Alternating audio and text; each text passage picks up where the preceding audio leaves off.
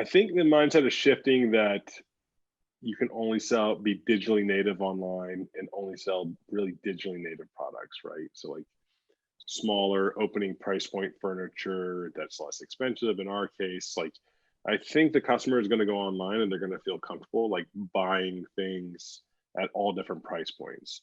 What shifted though is because there's so many people out there, specifically you can look at mattress and the shift there, like on top line retails, because it's so hyper competitive um, on acquiring the sale. People have thinned out the margins that they would normally have potentially with a brick and mortar structure. So they're going to be super competitive if you take out that component, and they've replaced it with marketing costs.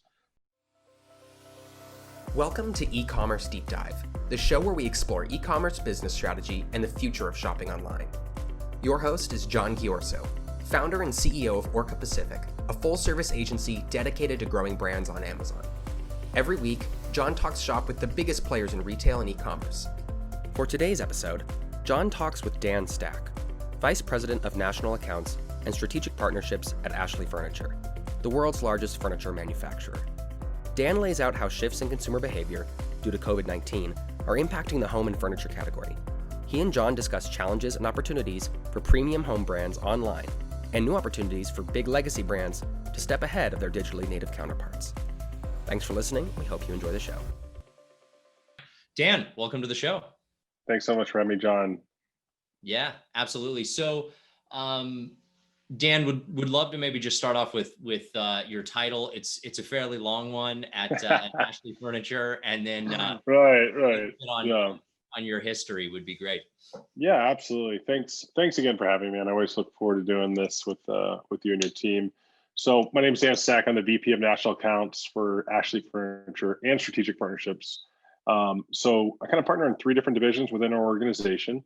Obviously, we sell a lot of furniture. The first is going to be e-commerce clients on a B2B relationship. The second is going to be mass merchants like a Walmart or a Big Lots, Menards, Home Depot, someone like that.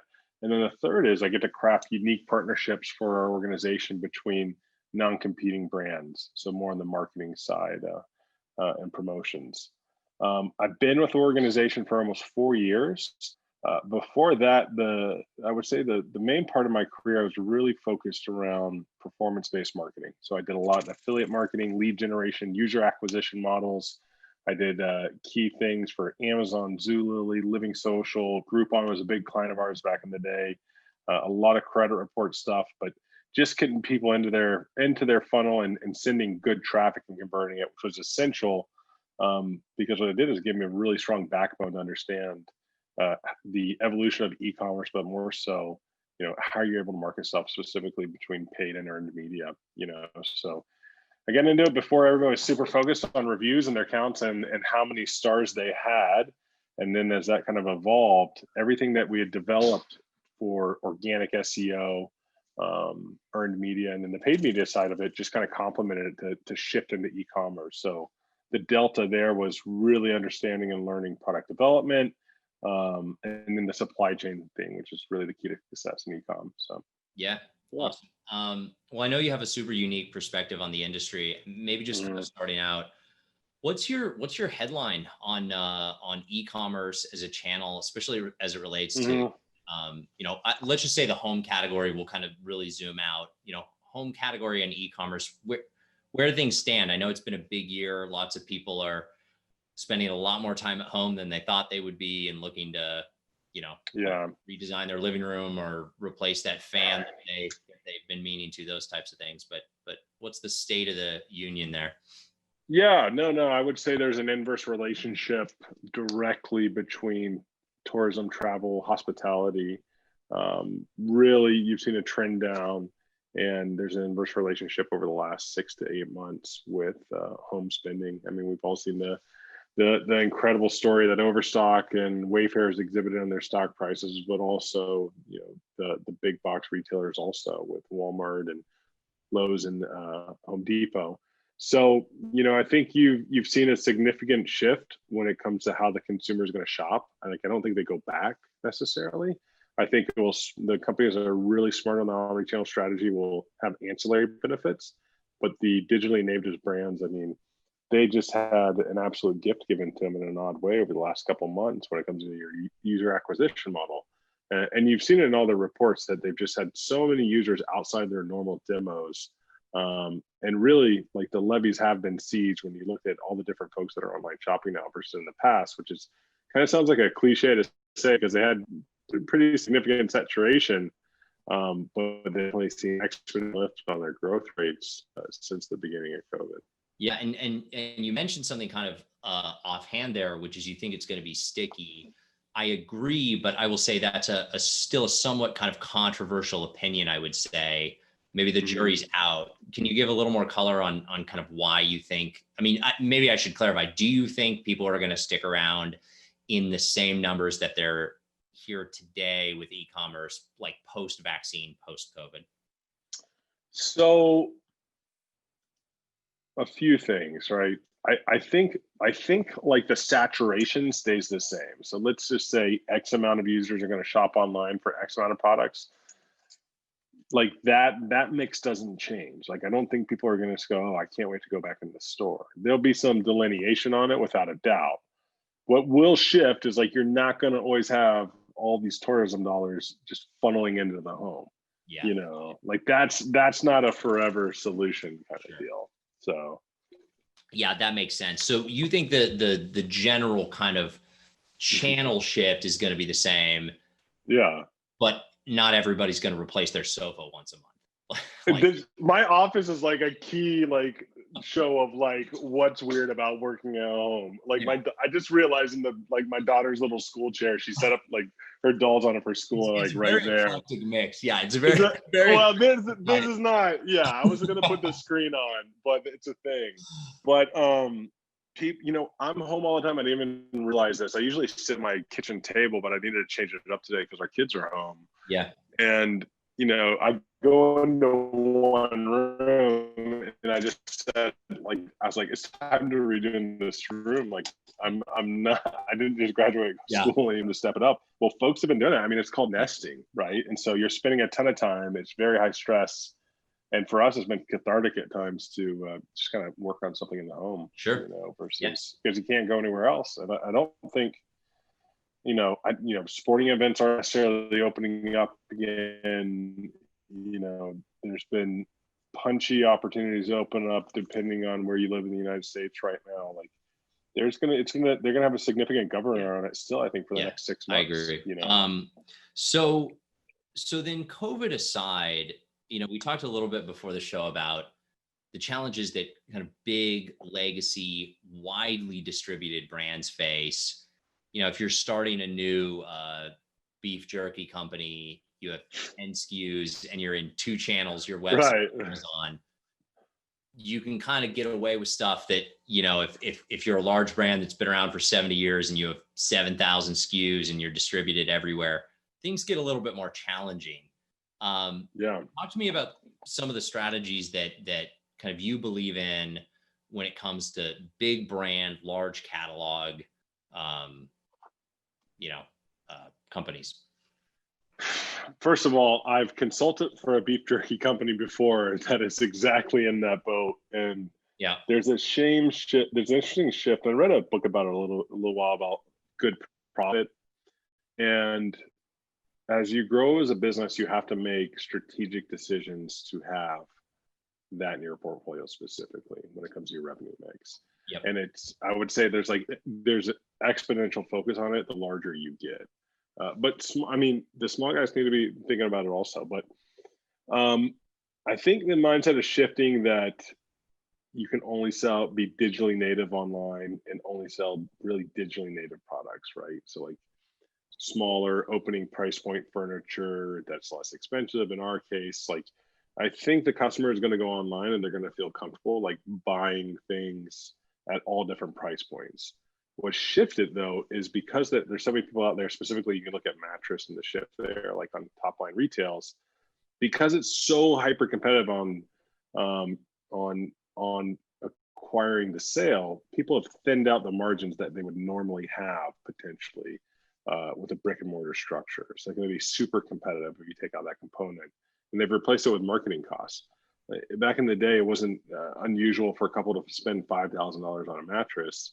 I would challenge you to go on Amazon right now or Wayfair and really find any in their top 50 that even come to 50% or over $1,000 to $1,500. Like, you'll be surprised.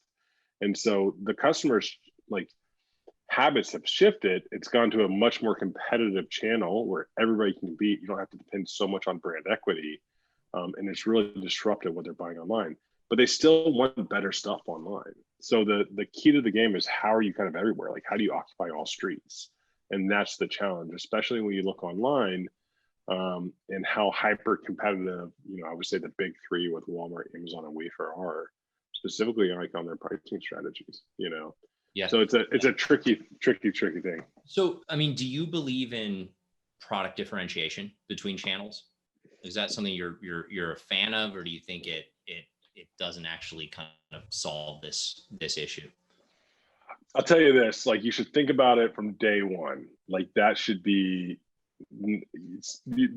be a part of it, and it changes your mindset too, if you understand it, on the shift between attraction versus promotion, right? So someone that wants to sell something necessarily to everybody all the time and it's all the same product, I mean, they're really promoting that product. But when you can bring a curated assortment to your different clients, understand what channels it's going to succeed in, like, that's attraction, Got it. So you're talking about, instead of just saying, hey, there's a customer on the site, they're looking for a product, we need to fill that demand. If you can work with that retailer or that channel to build something that fundamentally attracts net new customers, your value as a brand is significantly higher than just a commodity. We're just kind of filling a fixed demand, and whoever has a few more points on margin probably gets pushed a little more. Yeah. I mean, who I would say has done a really good job on this and is like light years beyond everybody else? Look at the shoe business. Now they're getting disrupted online with like the commodity items, Amazon's definitely disrupting them, but they have you'll have anywhere from three, if you go to a mall, which I know I'm dating myself because malls aren't super relevant, I guess. Yeah. Remember those things called malls that we used to hang out in all the time? But you would go there, there's 3 to 6 to 10 channels you could buy a Nike shoe in. You just couldn't buy the same one at every single store. Yeah. Now that's a lot easier to do when you have a product as small as shoes and takes that kind of footprint. It's a little bit trickier on furniture. But I mean, I think that's the blueprint of the future if you want to occupy all streets, Yeah. That's super interesting. Furniture is this interesting category online where I feel like when you look at the biggest channels, Amazon, Wayfair, some others, they've done a really good job at selling kind of the lowest opening price point and maybe kind of one tier up from that. But to your point earlier, going and buying a $5,000 mattress online, buying a $7,000 sofa, it doesn't happen. And I don't know if that's because of kind of lack of demand or lack of being able to figure out how to fill that demand from the retailer side. Do you have a perspective on that? Like, is it? I mean, I think Perigold's been very successful for Wayfair, and that's like their upper echelon brand. Like, I just don't think people have attacked it. First, if you look at a lot of like the bootstrap startups and that have turned into really large companies, like saying, hey, I'm going to buy a higher price good, like mattress, for example. Yeah. I'm going to, my raw cost to just buy this thing is $700 to $1,000. I'm going to try to retail for $2,000 to $3,000 online. Everybody right now is going after kind of the quick nickel versus like a slow dime. Yeah. And I've talked about this with multiple partners and multiple data partners also, and understanding the competitive landscape. There's still demand for that product. And it's actually very, very undersaturated online, that kind of better, best segmentation. Is the meat of it always going to be in commodity items and opening price point? Like, absolutely. But there's still a lot of business there, Yeah. See, I feel like, and we work with opening price point brands across categories. We work with plenty of premium brands as well. And one of the challenges that I think it can be overcome, but often dogs the premium brand, is that when you're in a physical location, it's easier to differentiate why are you paying 3 times more for something that largely in a photograph this big looks the same. Right. How do you actually Yeah. convey that value in a digital environment? Is that something that you've given thought to? As I know. Yeah, no, I mean, absolutely. I want to attack it hard. I think you have to educate the customer, and it has to be simple and processable. Is that a word? Processable? But it has to be edible for them. Like they have to be able to consume it, and instantly. Yeah. And telling that story in like a leather story is like, that's not super difficult. Like people can understand the difference between P2, P3 and top grain leather kind of deal, it's there's a lot of different ways to do it. People just don't go after it because it's not a part of the business model right now. And it has been a little bit of a race to the bottom. Yeah. The race to the bottom it's devastated certain brands. I mean, it's been endemic across multiple different channels also. Sure.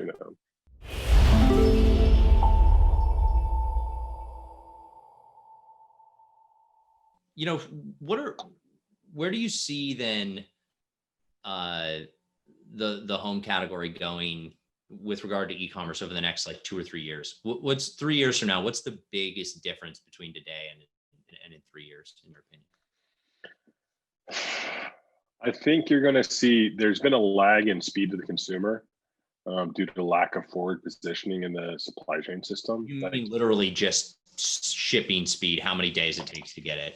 Yeah, I think like the norm now is still to get like a large item in 10 to 21 days. Yeah. Like, there's multiple people in the US, including us right now, trying to figure out, it's like, how do you get them that in a day, 2 days, 3 days, and start, you're peeling the onion back. The first thing is get it under a week or under 2 weeks. Yeah. Depending on where you're at. The next piece is just taking it down by a day. The small stuff is getting close. The small stuff for the most part is in a 2-day to 4-day shipping band, but like people are going to want to do an impulse buy and have something delivered that day. And you look at other countries where they're so much more sophisticated, like that's the norm for JD.com in China right now. Even with like large cases. Less on large stuff, but like all of their same day stuff is like ridiculous. I don't know if you've like studied or looked at any of their distribution centers, but like they're amazing.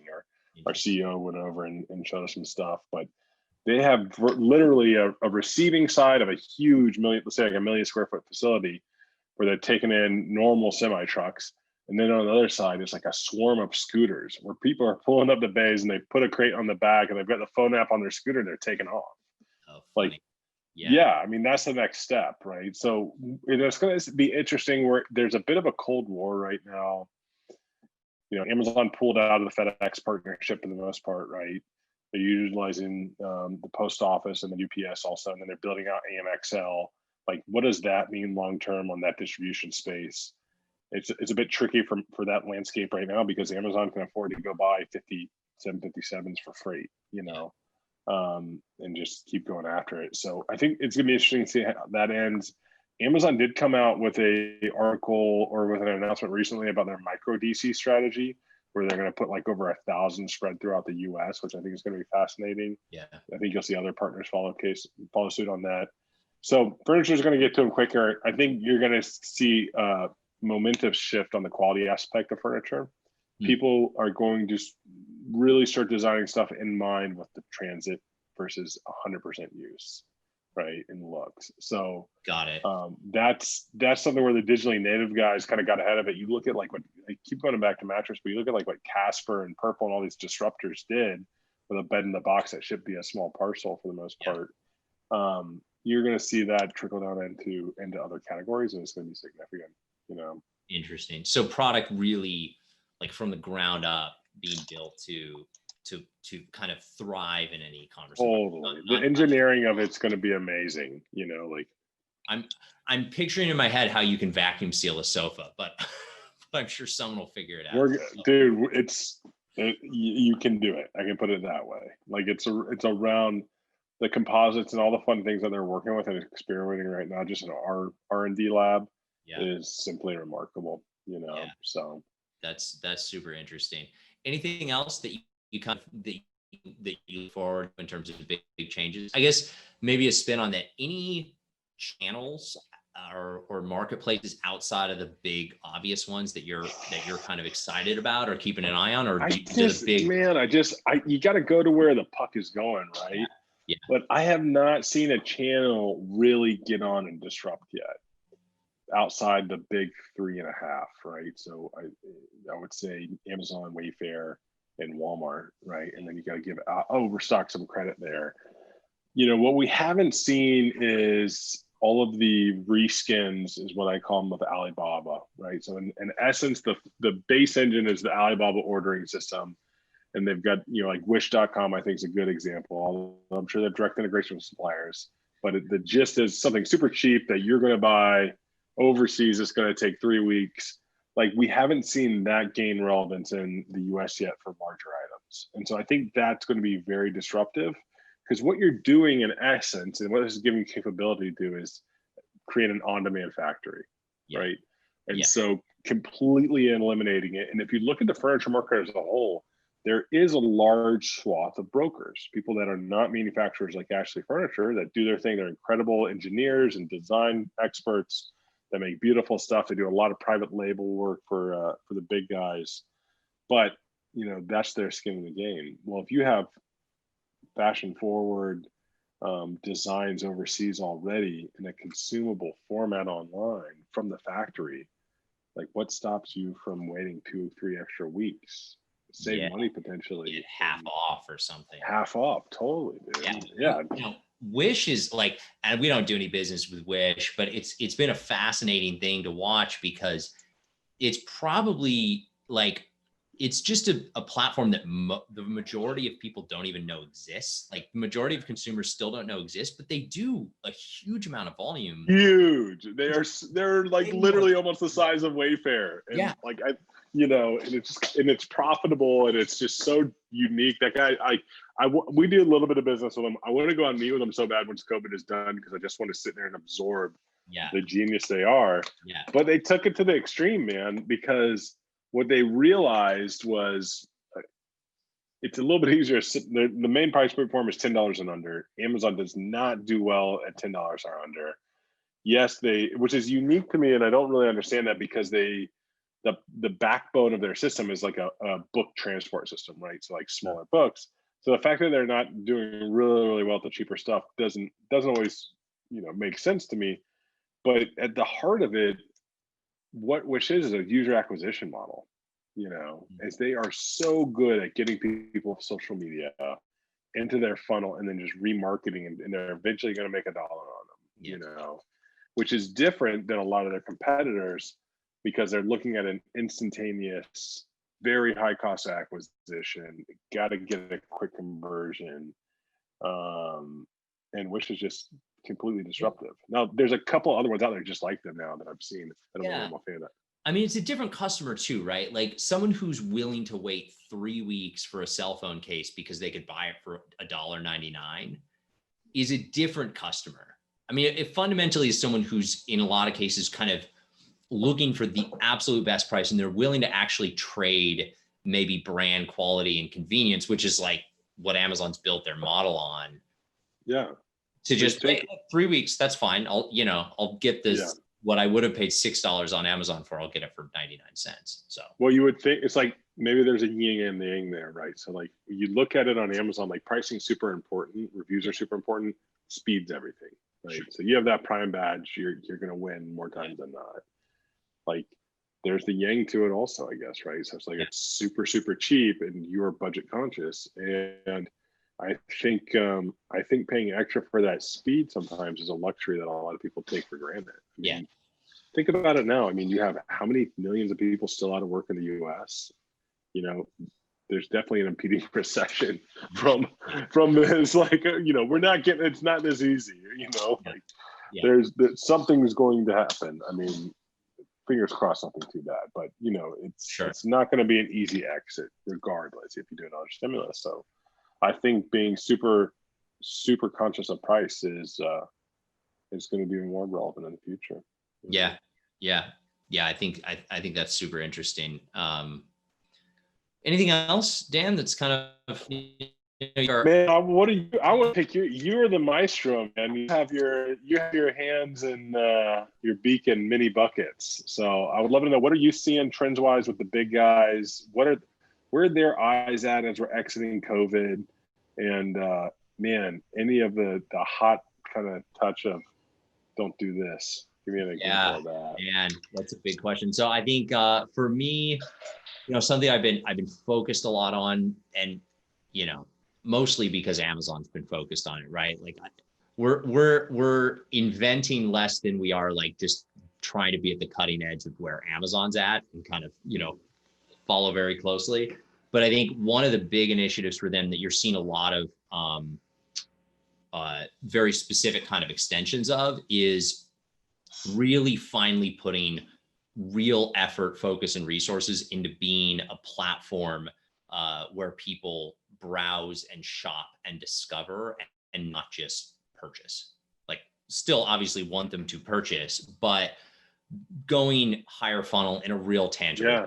Things like brands, really doubling down on brand stores, doubling down on Amazon posts, doing a better job of working with influencers and celebrities, launching content that has a direct tie-in back to product. Like, really, Amazon is the place to spearfish, to go, I want, a 2-pack of red pens, and I'm going to go buy that 2-pack of red pens in 17 seconds.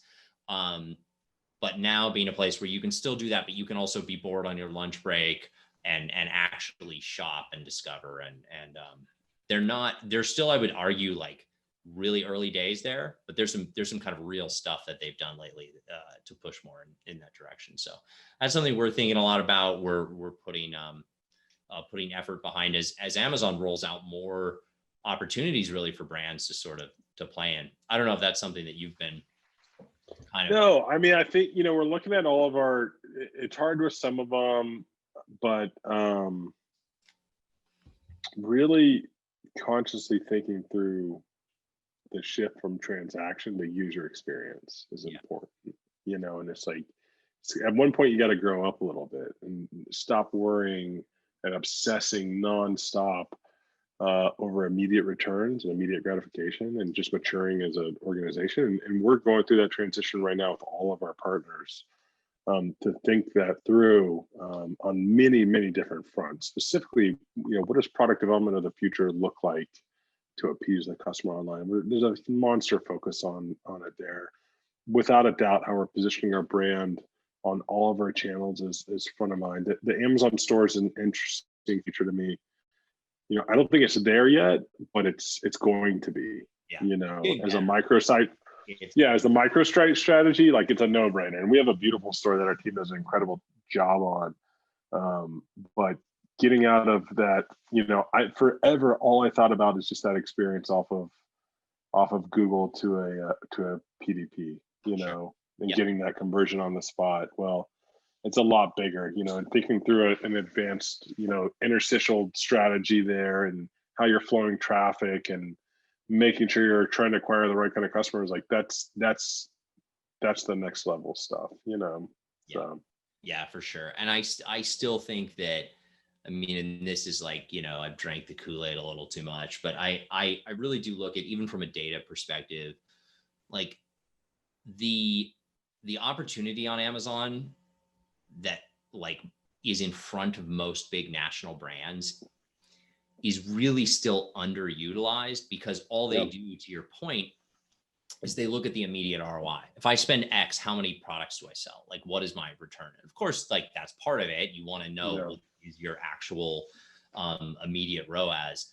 But when you start talking about actual share of voice on the platform, like from a branding perspective, I mean, if you could take national brand X and you tell them, listen, if you put another $10, $15 million, a small fraction of your national advertising budget, your media budget, into this platform, you can dominate the views of the largest product search engine on the planet. Like, you can be in front of the customer 8 out of 10 times on the largest product search engine in a completely digitally enabled world, like, would you do that for $12 million?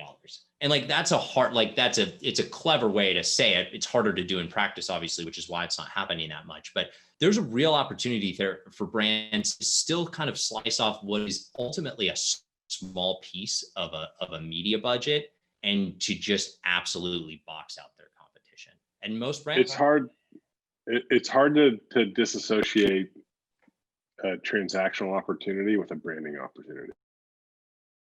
yes, and it's like people were like, well, you can have both. I'm like, you have.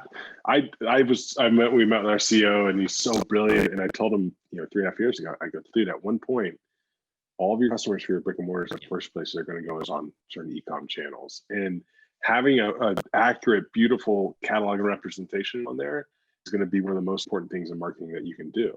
And he's always been, he definitely goes to where the puck is going. So Todd agreed, and we've made some major strides over the last 4 years to accommodate that shift. And like, we're seeing it, and as people, it'd be interesting. And I would love to know we can talk after this, but if you guys are have any data partners that are giving exit pop traffic, that's geo based, to better understand that in the showroom experience for certain verticals. Because I think I know for a fact that we've seen the data everywhere else. Some people say it's up to 70% of all product searches start on Amazon. Yeah, I mean, I know I have some high level stats, and I cite them and Amazon cites them. In terms of kind of specific context there. Yeah, let's talk offline about it, because I think there's some interesting places that's going. It's almost it's funny. It's because you do have attribution metrics on Amazon versus, running a Super Bowl ad. People actually get overly locked into that. Like, the weird sort of irony of that concept is that by providing more real tangible attribution data, you're pigeonholing a lot of people psychologically, the decision makers, into, if we don't have an immediate attribution, then there's nothing else. Like, it's this vacuum of anything else, where you run a Super Bowl ad, you have no idea what it does from an attribution standpoint. So you just go, yep, $7 million, fine. It's branding. Like, it's this generic thing. There's a kind of an in between there on the Amazon platform that most brands haven't unlocked. Sounds like you guys have, which is great. Yeah, but, it's been good. We've got a great team we work with there also. So yeah. Cool. Dan, this has been great. If people want to connect with you, learn more about Ashley Furniture, if they haven't. If you want to meet, we can arrange the cow meeting also if you want. Yeah. Anything you want to call out or promote? AshleyFurniture.com. Buy more Ashley Furniture, and be patient. So we can be willing to wait. And leave only 5-star reviews. Yeah, there we go. 5-star reviews. And not just Amazon, all of our partners. Yeah. Sounds good. Hey, I appreciate you being on. Cheers, mate. Thanks so much.